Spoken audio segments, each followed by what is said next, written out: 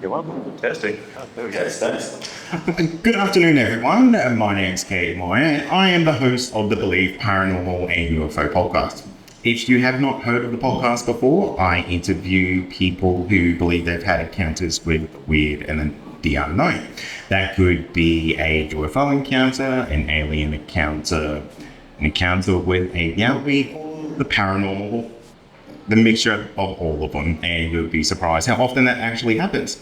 But today we are talking about something that I think is rather important when it comes to UFOs and non-human intelligence, and that's disclosure. Disclosure is a really, really intimate thing, and it has an independent version of that. Everyone will have their own idea of what disclosure is. A lot of people may think that we're already living in an age of disclosure. We've had the government, Pentagon, saying that UFOs are real, and this was done multiple years ago. And just recently, we've had a couple of whistleblowers and people go under oath to say that UFOs are real, non-human intelligences are real. So the question is, what is disclosure, and are we currently going through it? So, disclosure. Something really, really major happened a couple of weeks ago. David Rush, David Fravor, and Ryan Graves all went under oath in a US congressional hearing about UAPs, under oath saying everything that they've experienced, everything that they're sharing is real. And a lot of people seem to be, I guess, upset that no new information really came out from this hearing.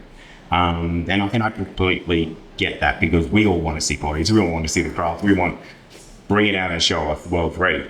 But what's so important about this is that when you go under oath, you are essentially committing yourself to saying, put me in jail if I'm lying. If you can prove that everything that I've said is not true, lock me away. And that's a really, really major thing to do. If I ask anyone here, would you go under oath and say, this is all real? I think a lot of people really have a good second guess about that. These three gentlemen are essentially heroes in my eyes when it comes to UFOs and disclosure. Because of these gentlemen, we're going to be having multiple witnesses come forward. David Rush has to be one of the bravest people in UFO history. And I'm sure the other members of the panel would potentially agree with that, because this guy has put his entire career on the line, his entire life and his family's life, all on the line for the sake of getting this information out. So I want to put it to Ben. Ben, you've been in the UFO field for longer than anyone I really know. What's your opinion about this? Like, are you in a similar mindset that these guys are paving the way, leading the way for what's coming in the future? Yeah, I think that's definitely the case. We really are in unprecedented times when you look at all of the preceding decades, where it's been a complete, almost a cold war when it comes to the UFO topic. There's nothing to see here. Look away. It's not happening. Roswell was a mobile balloon, so nothing to see here. It was very much treated like that from the top. And back 20, 30 years ago, and probably even 10 years ago, they could achieve that. That was very easy to achieve, and the further back in time you went, that was just the way it was. Like when Roswell actually happened, they said, no, it was a weather balloon. Oh, well, everybody goes at the time. Fair enough, move on. We've got cows to milk, let's just get on with it. So don't underestimate the importance of what we've just seen recently. It really is amazing. And these gentlemen here, they really bring credibility. So while the Roswell story itself, for example, is a whole host of, in many cases, second-hand testimony, some first-hand testimonies, it's a very big and vast area of discussion. You can't argue with these three guys on the screen. They are highly credible intelligence and Air Force personnel. And if you watch the Spotlight documentary that was on 6 months ago, whatever that was, that also brought it out. So once we started seeing this Tic-Tac video, Yeah. what the hell is that? And you follow the story and you go, wow, it's such a cool and amazing piece of gear that they saw off the Nimitz at Princeton. I met Kevin Day when I was in Phoenix for the 2017 International UFO Congress, and yeah, he was a really genuine guy to meet. And these guys are not trying to be heroes at this. They're trying to get traction for their people to report this topic and these interactions in a sane and protected way.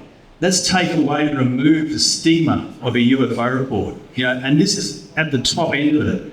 And let alone in the civil aviation area where they're even further behind. Yeah. I would love to see Qantas's UFO reports, Jetstar's, everything like that, but you can't get that information. That's private company. They don't have to give it to you. No, and even the commercial pilots, they are so frightened of coming forward because there's every chance they're going to lose their jobs. They're going to lose their entire career, their livelihood over it. And it's a genuine concern to think that after this conference is done, we're all going to jump on planes, go back home. Yeah. If they see something, it needs to be reported. Yes, it does. And they need to report that fear of reprisal. So that's one aspect of it. But then you've got biologics and craft, as I said this morning. I mean, they are big words in the context of what we're talking about here. Biologics and craft. Just let that sink into your head for a moment. We have crash retrievals, we have bodies. And if you listen to it and read about it properly, or read a lot of it, you'll see that some of them even lived, or one of them at least lived, for a few months after the crash. So that's big news. But in 1947, it wasn't big news. It became big news and disappeared again. But now in 2023, the landscape has completely changed. So we are on the cusp, I think, I hope, and I believe that the gatekeepers who have been keeping the screws on the lid of this for so long are scrambling to try and either keep it secret or it's going to reach the point where you get the genie's out of the bottle. And this is the crack on the top of the genie's bottle. Yeah, absolutely. The government is in a position where they need to try to get ahead of the narrative and try to control that. And we're actually seeing that kind of happen with David Grush at the moment. It's taken a while, and I'm surprised it's taken this long for almost this smear campaign to come out against David Grush, because his medical records being leaked and things like that, and it's kind of trying to build a narrative that he's a little bit mentally unstable. Like, this is a person that shouldn't be trusted. Yeah. And it's too late. Yes, it is exactly right. Maybe pass over to Peter for his comments. Yeah, absolutely. So, Anthony, I would love to get your thoughts on this, because you're very much like me. You speak to people day in, day out who have had encounters with this type of stuff. What does this kind of mean for you as someone who does that? Because these people are kind of getting that confirmation that not crazy, this is happening. So, I'd love to hear your thoughts on that. yeah, look, it's obviously a good thing to see it sort of come out in the truth in the open there, and that, and so it sort of brings more credibility to people's sightings. I sort of feel it's a good lead spec to go and look, people aren't actually initially crazy. They have seen some strange crafts out there.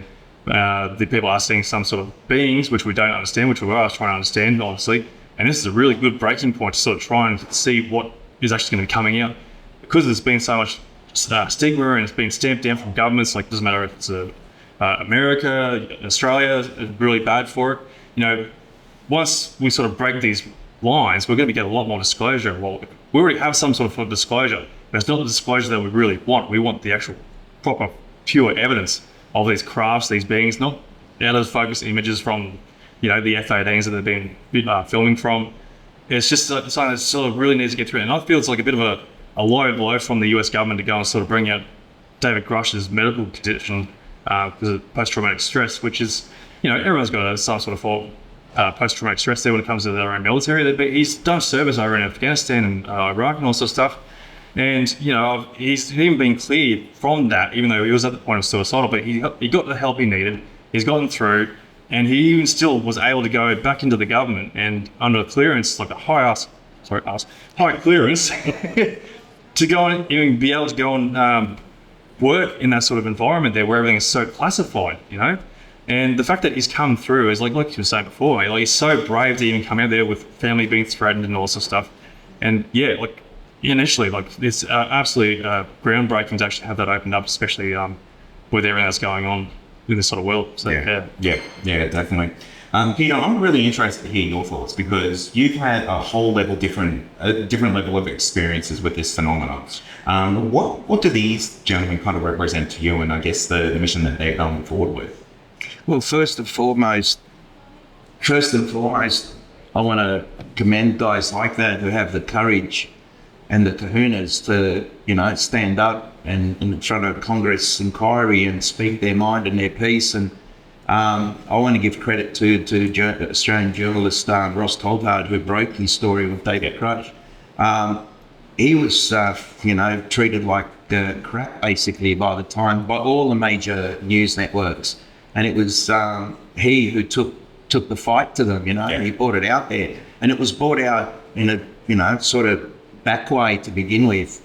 And now that these guys are out there, look, for decades and decades, people like me and others have spoken about their experiences, and all we were hearing was, why aren't there credible people? Where's the pilots? Where's the military people with the clearance, high clearance? And well, here they are. Yeah. You know, and there's thousands of, Dr. Richard Haynes interviewed thousands of pilots around the world.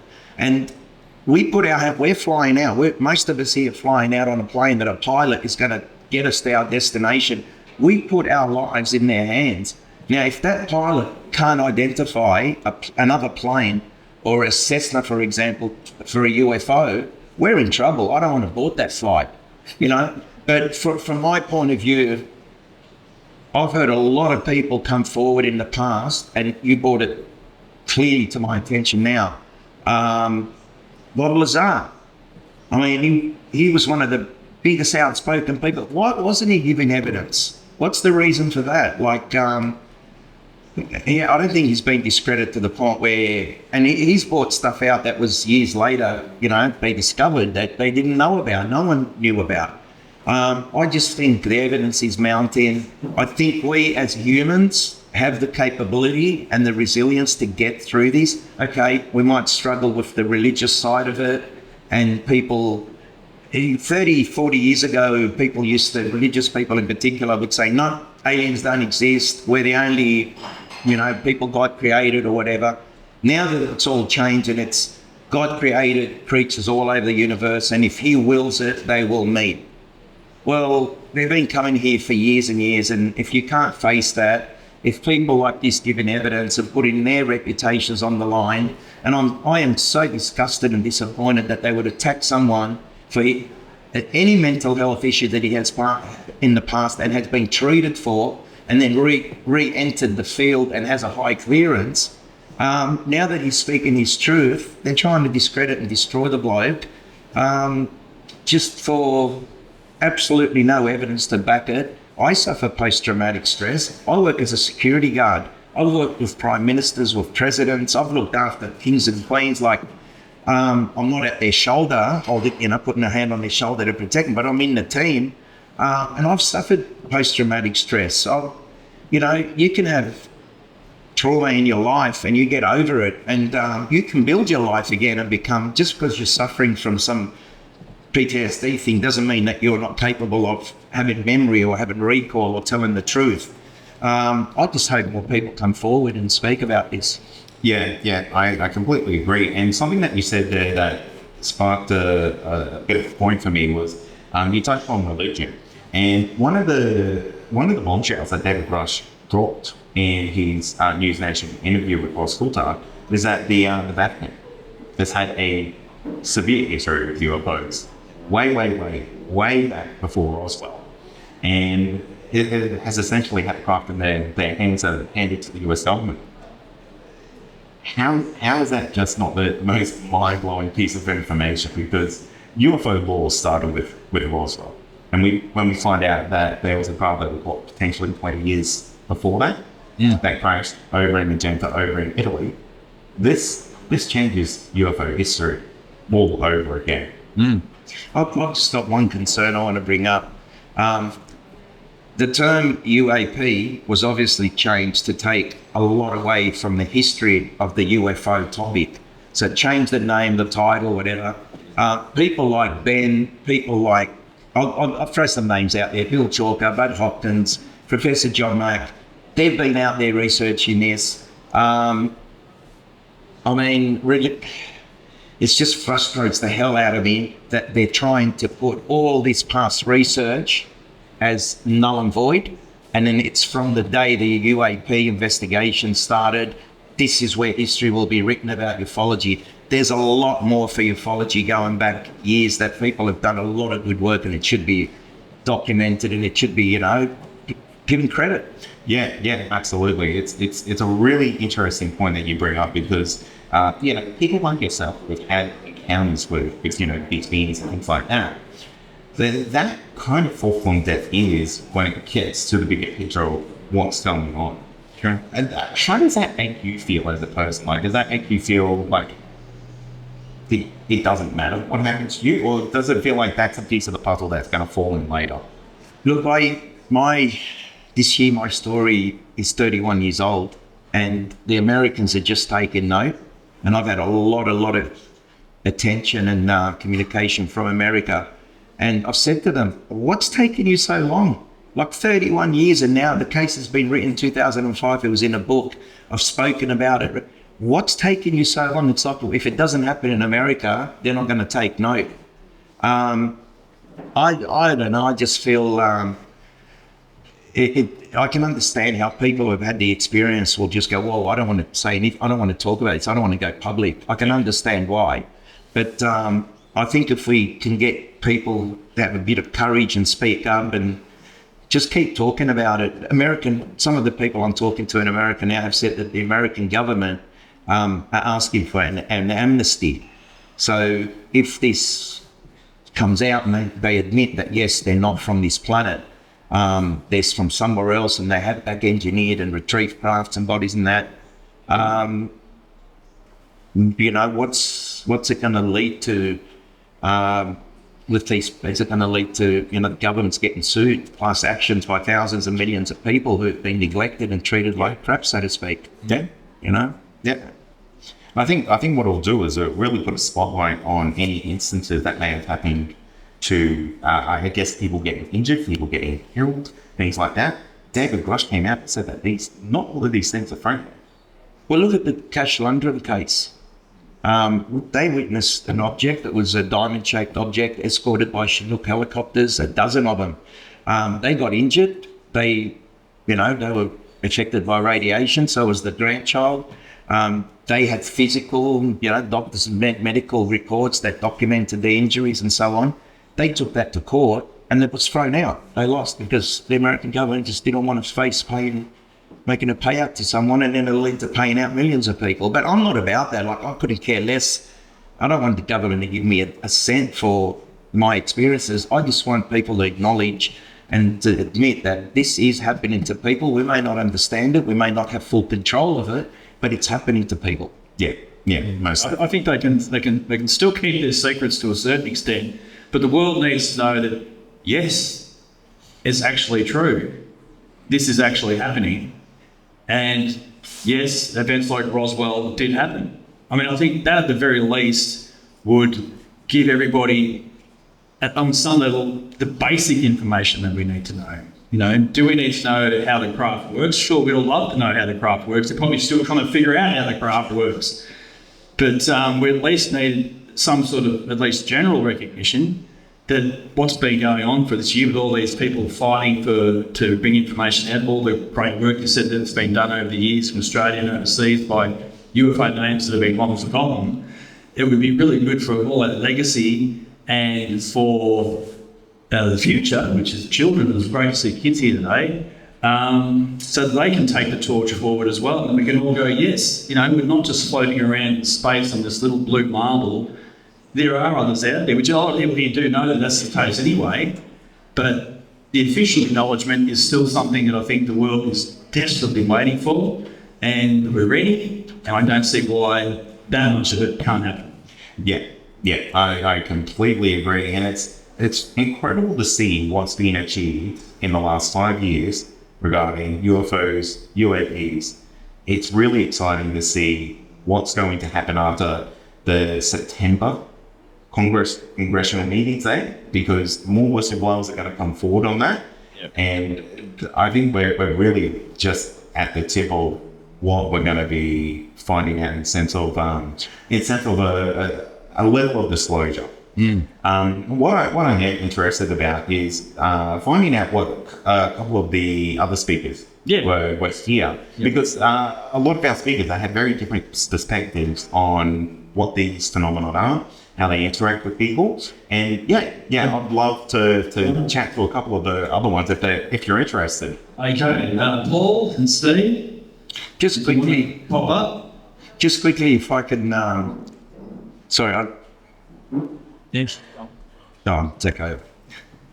Give someone else the We can chance. talk about this all night. Yeah. And all day tomorrow, and all next week. Absolutely. I would just like to point forward to, like, as you mentioned before, like the governments are coming forward with their sort of, And loose. there needs to be accountability with the government. That's the biggest thing. And once we have that sort of accountability, yes, people are going to be starting to possibly sue the government in that regard, which is going to be very difficult there because there's no evidence there to try and back up your claims in that sense. So either way, how you look at it, it's going to be very difficult once this disclosure or the accountability from the government comes forward with that. My biggest thing is, like, the problem is this is coming out in the open there with David Grush, we're all coming out to open that, but still, with the news coverage there, still no one seems to care. Like, we're all here, we all got the old, some sort of, interest in the whole topic and if something has happened to you, but yet the rest of the world still doesn't seem to want to take account of what's actually been happening, what's coming on the news, and the reality of what's just been pointed out to everyone. I think it comes down to an ignorance from the general public that if there's not audio, if there's not a craft, like, it's not real. Yeah. And I get that. Like, a lot of people, they need to see the hard evidence of this is what it is. Yeah. It's here. But the fact that someone's like gone under oath into a Congress meeting and saying there are crafts and beings, and like that's the biggest line of the whole lot of it, yet still no one seems to want to go and care and like go, hang on, right, so there's a bigger picture here. I agree with you. I totally agree with you. You think the public go wild? I think the public would go wild. Well, it should be. Yeah, they should. They should be going wild about it. Paul and Steve, welcome to the panel. It's great to have you here. Paul, I want to start with you. What's your opinion of these gentlemen and the mission that they're currently on for disclosure? Because I imagine you potentially have a different perspective of this. I think that basically it doesn't matter who says what, okay? It's a conversation. It wouldn't matter what person had come out, who had said anything. It's caused this phenomenon, this conversation and communication. The real issue is that the millions and millions of people that are being taken and abducted against their will, they're the ones that aren't very excited about this being real. They've been able to convince themselves that that contact that they're having, and they're getting marks set on their body, they've got all these thick problems, psychological issues. They're the ones that don't want this to be true. The people that want it to be true are the ones that probably don't remember that they've been taken. And yes, it's very exciting to think that there's craft in the sky. But think about this. Every time you look outside and see a craft now, and you know that humans have back-engineered all the stuff from Roswell and have their own craft, but you're going to go, oh, that's just a human craft. You see how they took the fear away from it now? They took the edge off it for you. So interesting insight to that. Because I haven't, and again, this is all speculation, so again, none of us really know, but I have my own opinion on that in the sense that I don't think, with having these craft, I don't think we've done anything with them yet. And I think Bob Lazar is a really good person to talk about in that sense, because Bob Lazar was one of these people who should have come forward in these congressional meetings to go under oath. There is, in my opinion, there is literally no one more equipped to talk about the UFO phenomenon in the public eye than Bob Lazar. Bob Lazar should have been on that board, and my mind boggles as to why he wasn't. You still got to ask yourself the question, why? Think past what's happening today and tomorrow. Why are they giving you this information? Think what could be here in 2 years' time. What are they trying to tell you without telling you? People are missing the point. They think, okay, we just need to see the bodies. Then we'll believe. It's so far past that. There are so many races out there. People are being taken. Okay, and if I know that it all sounds a bit strange if you haven't had contact your whole life, like some of us have. Do I really need to know if I haven't resolved my psychological issues and my contact and my energy of contact that this is real? It's going to be terrifying for a lot of people. I agree. Steve, I would love to get your thoughts on this. These gentlemen, in your opinion, what do you think of their mission?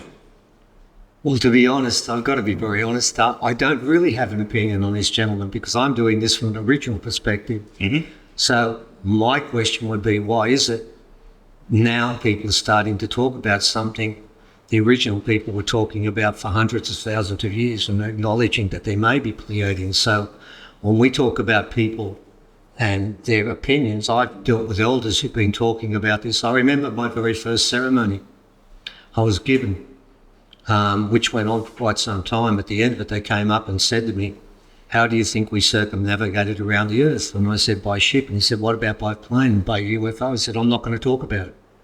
So I've got to be very honest.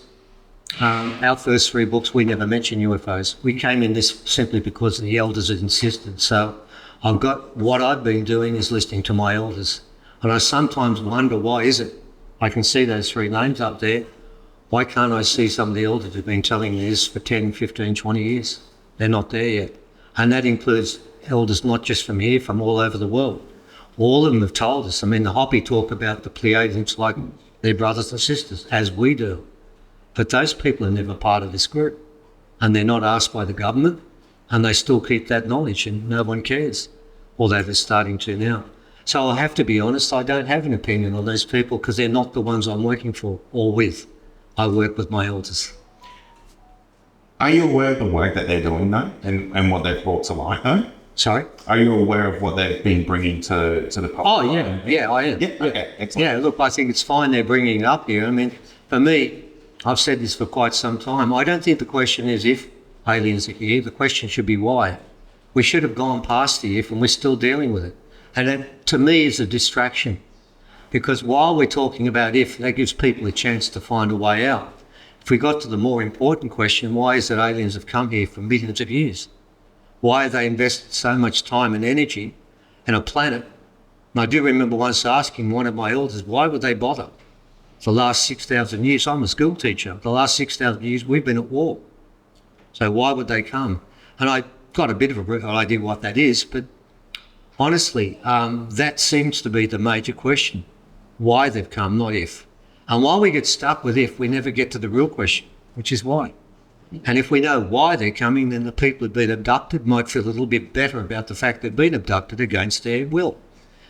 But while we're still arguing about if they're here, that always gives people an option. I mean, the Pentagon said it could be the aliens, but it could be the Russians and it could be the Chinese. Yeah. So where have we gone? Nowhere. And we stay on the why, the if. We don't get to the why. Yeah. My elders, all they wanted to talk about was why they came, not if. Because white fellas have been here for 200 years. I've got to tell you, the black fellas have been here a lot longer, and they all know this. This, as I said earlier, the only story in this country that every black fella knows is the 7 sisters from the Pleiades. So for us, you're only catching up, and you're still not there.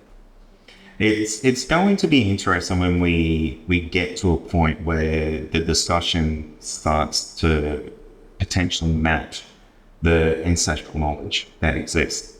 because that, I believe every piece of this puzzle is different, and every piece is obviously building to the bigger picture. And the piece of the puzzle that you have, I think it's going to fit in with the textbook road to disclosure, because while this road may be long and it may be laborious and it seems like it's slow and it's not happening, when it gets to that point of, if it gets to that point of saying, yes, these things are real, the discussion then moves to what you're saying. Yeah. I'll ask you a question. Yeah. So today they disclose everything's real. Tomorrow, how are you going to contact beings? I would. You wouldn't. No. Why not? I would not know how to. Thank you. You should only live to a microphone. All right. I want to be. That's a fair point. Sorry. Look, it's one of those things like where it's like your industry, what role you're playing. You know, your connection. Like obviously, we'd have to sort of adapt to how to communicate with them. That's the biggest thing, because we're so reliant on technology as it is, but yet there's a bigger picture here. Like you can go through ancient technologies, ancient histories there, the stories and such, where, you know, meditations and, you know, priests and such were in a sort of spiritual realm.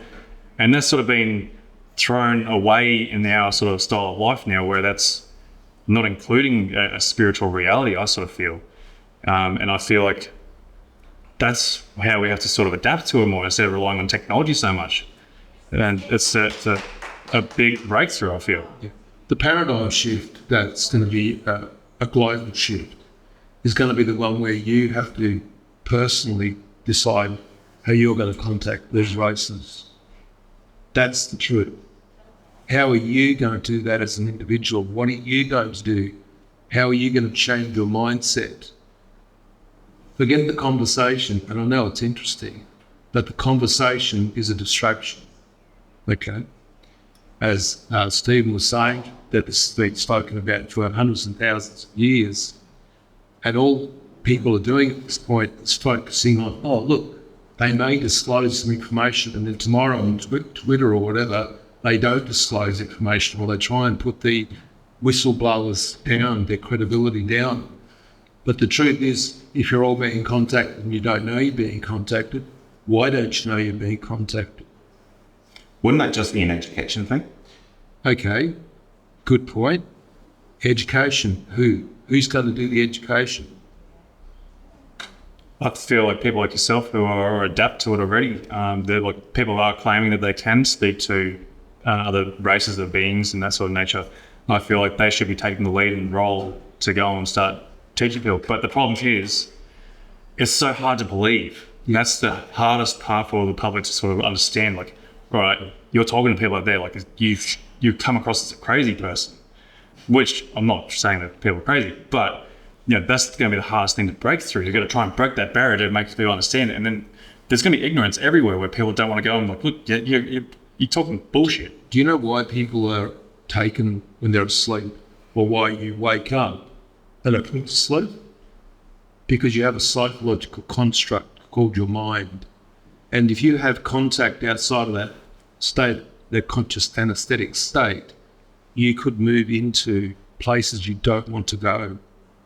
And so they contact people when they're asleep and in the astral via a whole lot of other methodologies, and that could include plant medicines and things, because they're trying to, on some level, stop. I think the problem is that we have a westernized mindset. Mm-hmm. We don't truly understand what it's like to work with spirits and others. But for the people that are working towards developing that spirituality, that level of consciousness, that frequency, what happens is you're moving towards educating yourself about what's out there and how to contact it correctly.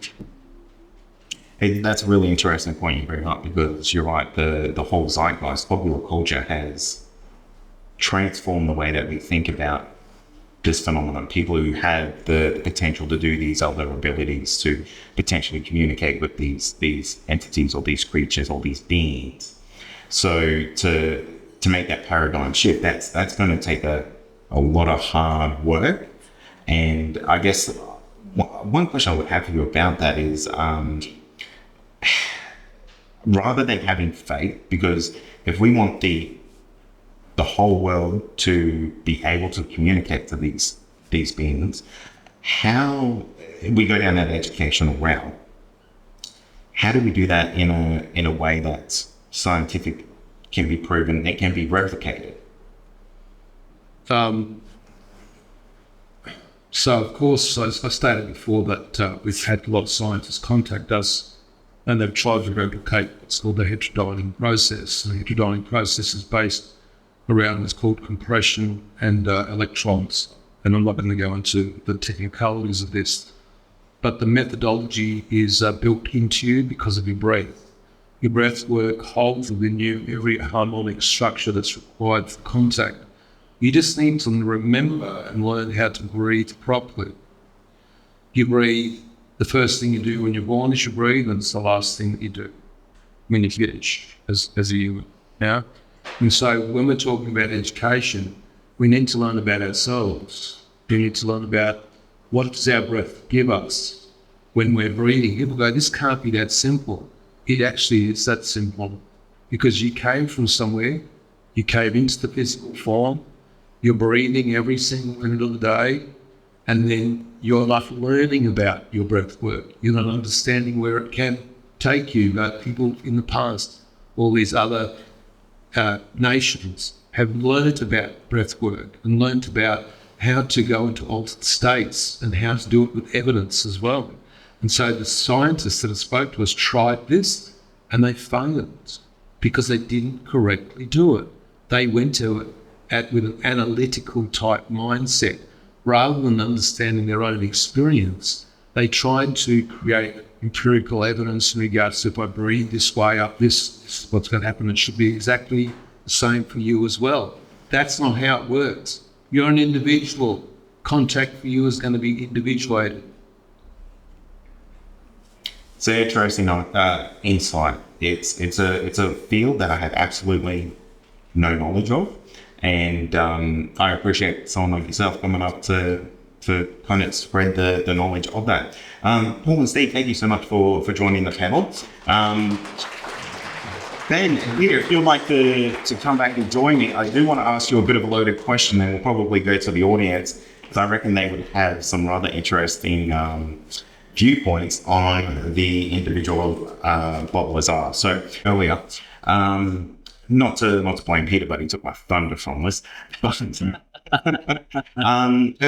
feel like Bob Lazar is one of the most polarizing characters when it comes to the field of disclosure, and I am very much under the belief that he 100% should have went under oath to confess everything that he claims is true, because he is the one person that has to essentially definitively say, yes, these craft are here, we've got them, they're real, and then the knock-on effects from what David Rush has said. He's almost the I told you so person. Yeah. In many ways. Yeah. And that story started a long time ago.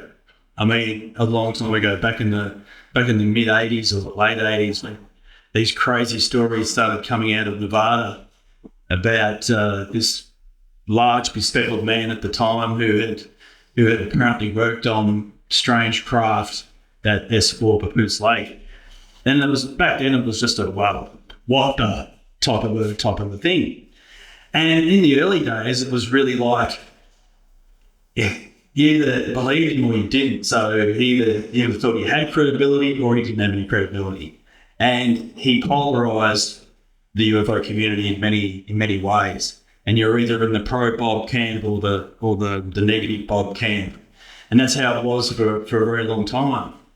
And the way that he spoke about it in the early days was with a really sort of had a real enthusiasm about it when he were in those early interviews he did with George Knapp. If you've watched any of those old footages, he spoke about it in a rather enthusiastic manner.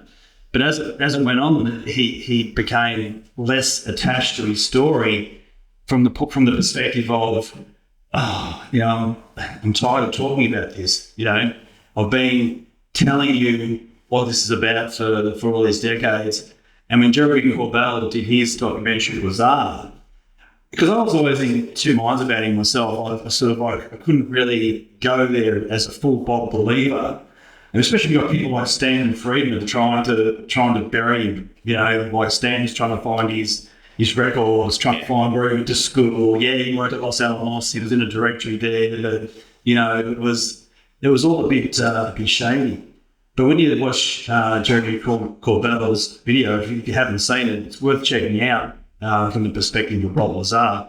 And you watch Bob, and it's a different Bob. It is. He's completely not that Bob from 1987 when they're running around in the desert together. He's completely changed. And I found that his credibility to myself in himself seemed to be a lot higher. And I had to reassess my opinions about Bob.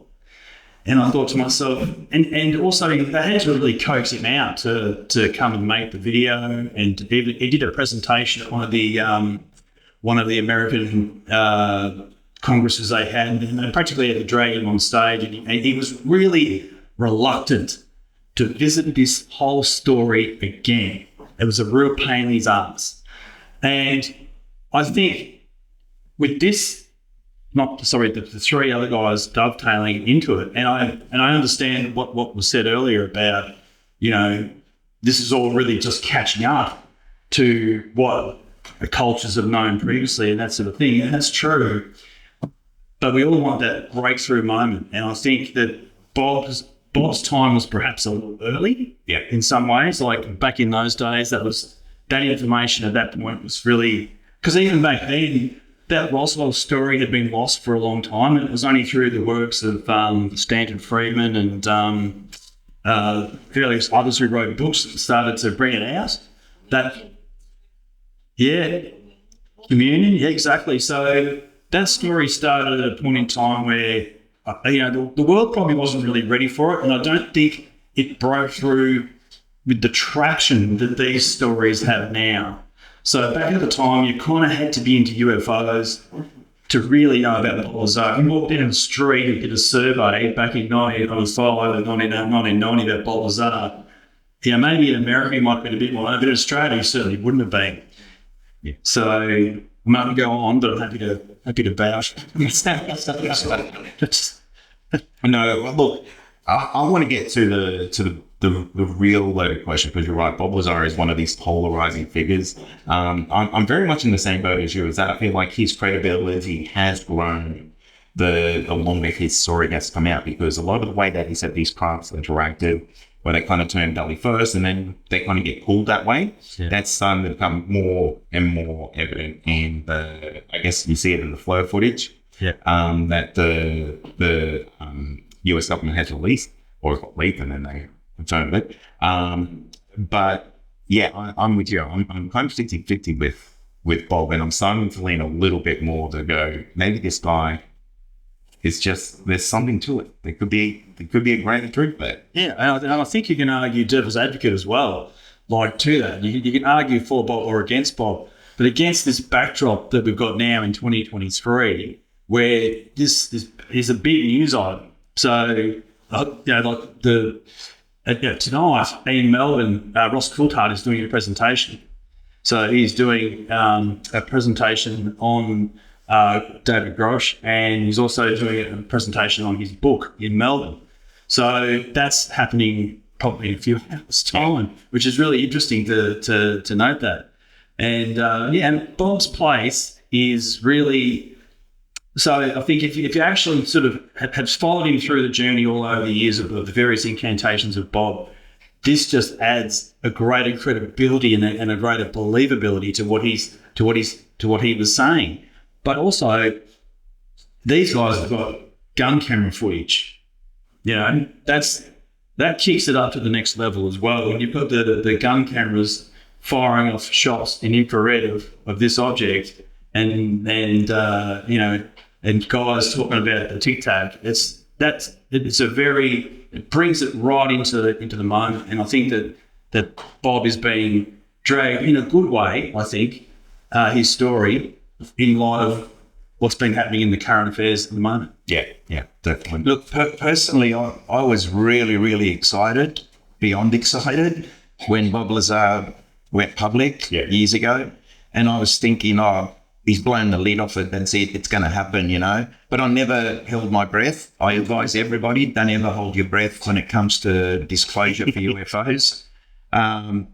Even with the guys now, Chris and the rest of the guys, I was ecstatic when I found out about this interview with Ross Coulthard probably a couple of weeks before it actually was made public. And I couldn't contain my excitement at what sort of information was going to be released. Yeah. And I thought, once again, this will blow the lid off it. And once again, I thought, don't hold your breath, Peter. Just wait. You've been doing it for 31 years, nearly 35 years now. And I thought, just don't hold your breath, because every time it gets built up, something comes along, and there we go. They're attacking the guy's, you know, health issues or mental health issues in the past, whatever, or they has the high clearance. To take the stand that they have and sit there and present their evidence and face all this ridicule and the attacks that they're facing, you got to give them credit. Like, they're not getting paid to do that. Exactly. But I don't think they get paid to do that. But just back on Bob Lazar, I was so excited about him coming out and talking about this. We contemplated bringing him out to Australia and having him speak at one of our conferences. Made a call to his agent, and it was around the $12,000 mark. Like, the agent wanted $2,000. I'm not even going to go at him. Like, if you can make money out of it, good luck to him. But from a non-profit organisation, you know, who were funding it from our own pockets, it was a bit too much. And I thought, if you've got something to offer the world and you've got evidence to break, you know, to go in the mainstream and talk about this, I'd do it for free. I don't want money for it. You know, pay my airfare to get there, and I'm happy to talk about it for a week. It's your duty. Yeah. It's our duty. That's it. And that's why I encourage anybody who's had an experience, don't hold back. Just talk about it, whether you do it on Facebook, whether you do it between your friends and your family. One of my biggest I've got two brothers older than me. The one that witnessed my 88 experience, he actually set the bill that while he was sitting in the chair, paralyzed, he saw my body floating through the hallway, and he saw three beings leading me out. And he actually thought, my brother's dead. That's his soul being taken. I'll never see him again.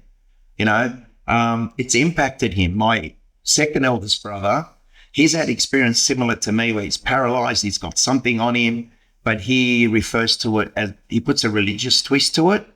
And one time we had three priests at my sister's birthday, and the subject got brought up. I walked into the room, and my brother actually, he said, oh yeah. And, you know, I felt it, you know, I couldn't move. I was paralyzed. And the priest said, oh, when you read the Bible, never stop halfway through, go to a full stop or finish the sentence. And I said, hang on, you're talking about similar things that happened to me. And he said, no, but you believe they're from up there. And one of the priests said, what do you mean? And he goes, oh, he believes they're aliens. And he said, the priest said, we've got someone in our parish that's had exactly the same thing with three hooded figures, but he puts it down to religious being Saint Cardwell and two other saints. Now, I can tell you right now, what I saw wasn't Saint Cardwell. You know, I'm religious to the point where I believe in God, but I don't go to church. I don't believe in what the church wants me to. But that's why I'm outspoken, and that's why I wish people like Bob Lazar have come out and spoken about this and put it on the line, you know, put reputation on the line. Why not now, when we need all this to mount, you know, we need all the support. Yeah. So I want to point out, like you mentioned, Grush was trying to, like it cost $12,000 to try and come over here or something like that. But if you look through Lazar's history there, he hasn't exactly monetized off it. He's not making a career to make money out of it. No, I understand. He's got no interest in the whole thing of like I was saying before. He doesn't want to really talk about it anymore. He's had enough. And I feel that's why he didn't go to the Congress hearing to go under oath. Because he's had enough. He doesn't want any more attention from this. I understand. So, which is, it's a big thing. 30 years of trying to tell the same story over and over and over again. Like, how many times do you want to keep setting up? It can be tiring. Yeah. See, I mean, I sort of feel like he's had enough. He's at that point where he's like, nah, look, I've said my piece. Yeah. You either take it as it is, or you got to leave it. Yep, that's right. Yeah, exactly. And so, like, I feel it brings more credibility to him because exactly that. He hasn't tried to make a career monetize from it. He might have got a little bit here and there from, like, you know, doing little. I think whatever money he did make he donated to a college or something like that. Yeah. And, you know, that's, to me, I feel that that's a big point out to like, bring credibility to your experience. Yeah. I just want to put it out there quickly. Due to my case, a source, I'm not having a go at anybody here, I'm just stating fact. A source donated, and it was a first payment. There were a number of other payments, $152,000 towards research for the DNA case and other cases, hopefully. And out of that $152,000, I was given $2,000, and I donated $1,000 to the support group just to help other people, because we paid for their counselling sessions and regression or whatever.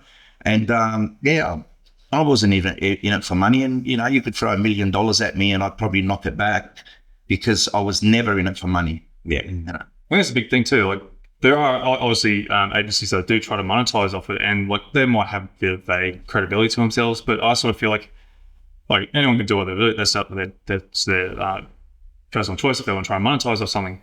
But I feel like if that's your main goal is try and monetize off it, then you're sort of losing that credibility on what you're trying to achieve here. Like that's what we should be trying to achieve is the disclosure, the truth behind everything that's going on. You know, people are having experiences, they're having encounters and that sort of stuff. And whilst like all these people have nothing to gain, like we're not paying people to come on our podcasts and do like, you know, that we can't afford to do that ourselves anyway.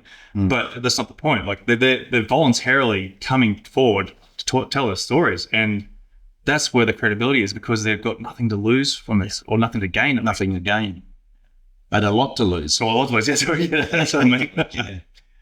Well, look, I think we've had enough of our opinions. I would love to take it to the audience. I would love to hear if anyone wants to share their thoughts about Bob Lazar. And I've got a question for you: is he telling the truth?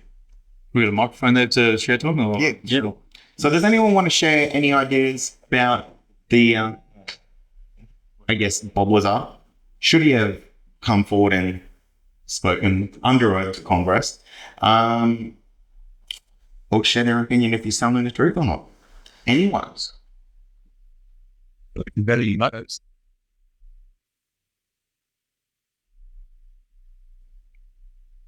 Thank you. I was like that just too. Like I've asked this question a lot.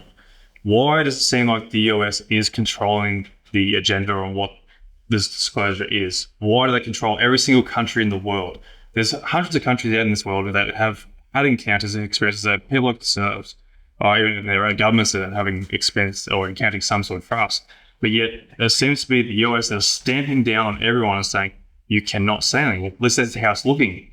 I know Canada's starting to come out there with their own sort of stuff there, but still seems to be controlled by the US. They've come forward with the US and the allied forces. So we've got the 5 allies. So we've got New Zealand, Australia, UK, Canada, and the US. So this is basically we're the controllers of the world, except the US is controlling the whole lot. And in that perspective, Australia has their own encounters. We've had Westall, we've had other sort of things there.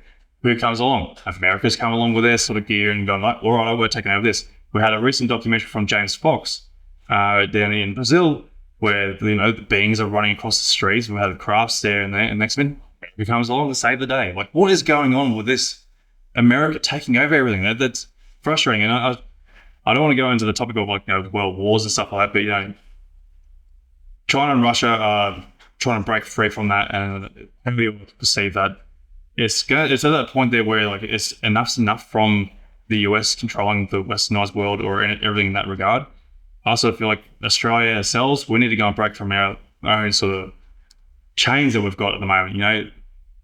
Like myself, I've tried to go and hit out members of parliament to try and say, hey, look, there's an interest here that needs to be brought forward to our from the public's perspective, that there is something being seen, people are seeing things. Or, the fact that David Grush and David Fravor and Ryan Graves has come forward and say, hey, look, we've seen these crafts. Or even in the what is it? Trying to think, what's the Congress, the reports, the UFO reports and that, they're stating that these things are real, that things are out there. Yet our countries, or Australia, or stick to Australia, we still don't want to admit or have an inclusion of trying to bring this forward. So why is that? So I'll ask you guys, what are your opinions on this? Why do you feel like Australia doesn't want to have any involvement? Why don't they want to get involved in breaking free of. Australia's not really a good example in my opinion. Like, we've been shackled to England and to the United States for such a long period of time that we just don't know any different to that. Yeah. And I think that's part of Australia's issue. We're not a country like, say, some of the smaller countries that came out with UFO information where they're not so controlled by their big brothers. Mm-hmm. Whereas we're little brother in the relationship with both America and England, particularly more so America now, but traditionally England. Very hard for Australia to change that. Yeah. And so tomorrow I'm doing my talk on Australia's strangest UFO cases, and we're going to talk about a little review about train cases in Australia, where trains have been affected by UFOs, and the cover-up that comes from such of these strange train encounters that you've never heard of. So yes, we are a place that is firmly under the yoke of our masters who are up there. And anything in Australia that happens of any note, like the Drury film and things like that, it all goes to America. And there's no way known that the Australian government is going to break that anytime in the near future. And I think that they're quite patently coasting under the radar too with all of this going on. With this focus in Congress in America, places like the Australian government can just coast freely underneath that, and the attention is just not turned to them. Yeah. I just want to ask who he thinks out of all this that's coming out now would open to the truth. The government's telling us the truth. I personally don't think so. Unless the aliens decide to do it, I don't think our governments will. No, I don't think so. And I think the truth is going to come from a leak. That's right. That's how it's going to happen, because I don't think the public's patient enough to go through the official channels, and I think a leak is going to be the major cause for it. And the other thing is the general public at large that interested? No. It's not, because there's bigger issues at the moment with all that's going on in the world, with the cost of living crisis and mortgages going through the roof, and what's going to happen to Taiwan. It still remains, unfortunately, as big a question as it is. It's still a fringe issue. Yeah. You go talk to your local member of parliament about it. Not interested. So I think that's an intrinsic part of the problem too. Yeah, I think the problem is still a big problem too. Like, even though we've had these three guys come out with their own oath and that, and still no one caring, is because we are too distracted with living. We're not paying attention to what's happening around the world. We're sort of too focused on trying to maintain our own little lifestyles. And then you got the Ukraine and Russia at war there, which seems to be there. And then we had COVID. And during that time, there, when the US did actually come forward admitting that we're seeing anomalous objects, but yet we're still too distracted because of COVID. And there seems to be too much there to try and draw us away from the reality of what's actually happening behind the scenes. But that's just going to be life. And that's going to happen. There's always going to be something. There's always going to be a distraction.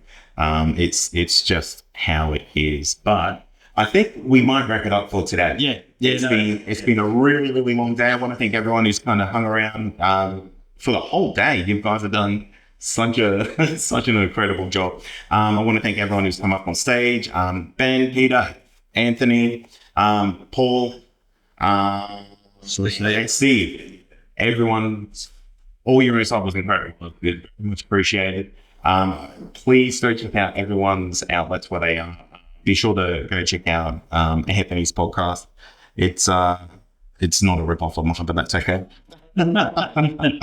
But look, guys, if you enjoyed what you heard today, please absolutely check out everyone. If you want to find out more about my podcast, you can do that. It's available for free for everyone to listen to. And you can find great discussions like this with individuals who have had encounters with the unknown and things like that. You go to believepod.com to find all about 180 episodes for free on there. So I want to thank you for all coming, and have a fantastic weekend. Yes, sir. Thank you. Yes, thanks to all our speakers today. Flo, Jen, Peter, Cyan, Steve, everyone who's come along today. You guys for being here, bringing this great forum for people to listen to. Who's coming back tomorrow? I know I am. Excellent.